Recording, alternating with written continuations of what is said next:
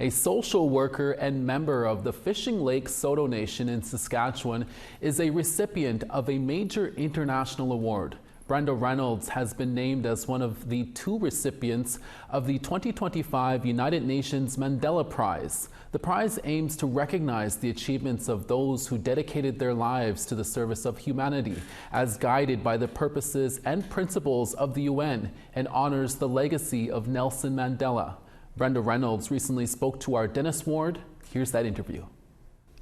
Brenda, thanks so much for taking some time for us here, and congrats. This is a pretty big deal.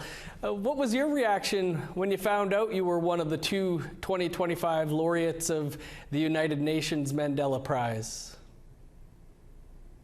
I couldn't believe it. I just couldn't believe it. It was, and it still is really unbelievable that I have been awarded a prize after an individual that I admire for who he was as an individual, and also the work that he has done. And then also too, the other disbelief is that I grew up on a res, on a reserve, and I always say I'm a res kid, it's just something that was never in my sphere of thinking that I would win such a prestigious award after an incredible person. Well, and prestigious it is. The prize is only presented every 5 years to 1 male and 1 female, and there were more than 300 people nominated this time from around the globe.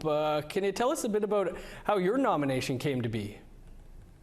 Well, I know the person that nominated me. She is from the U.S.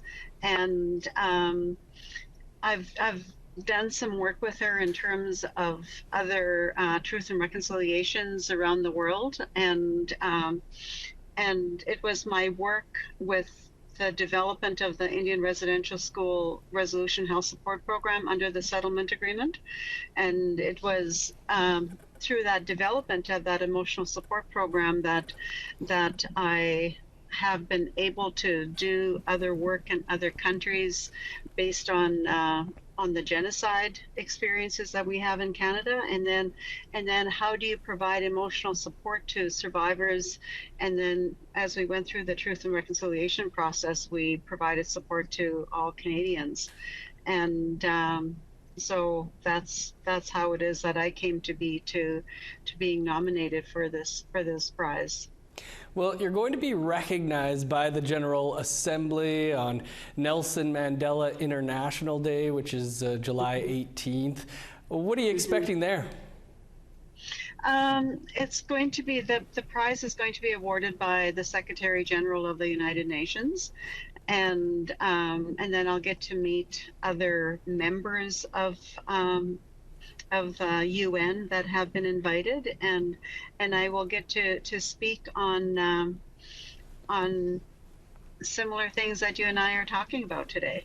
And so that's what it's going to be. And one of the incredible things I'm going to be doing before July 18th is going to be meeting with a group of Indigenous girls from across the U.S. and some from South America who are a youth group from 12 to 17 who are doing advocacy work for some of the conditions that experience in on reservations for them and on reserves for us. And so it's coming like full circle, because my work started with statements of 17 girls at Gordon's residential school in Saskatchewan back in 1988. So it's going back to the kids that I worked with is going to be an amazing experience. I'm looking forward to that. Brenda, how does an international honor like this make you reflect on the work you've done over many decades? It's what it is. It's very, very important work.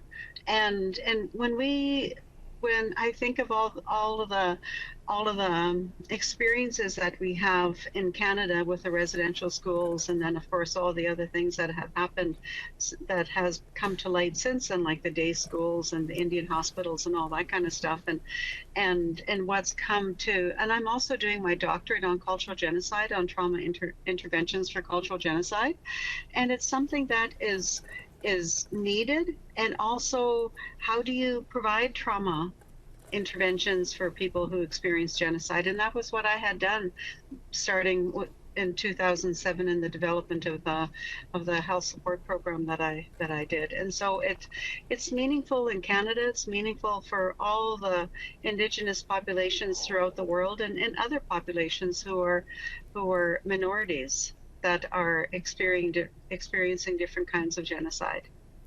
Well, Brenda, it's great work and a tremendous honor. Wish you all the best there in the United Nations in New York City next week, and really appreciate you taking some time for us here.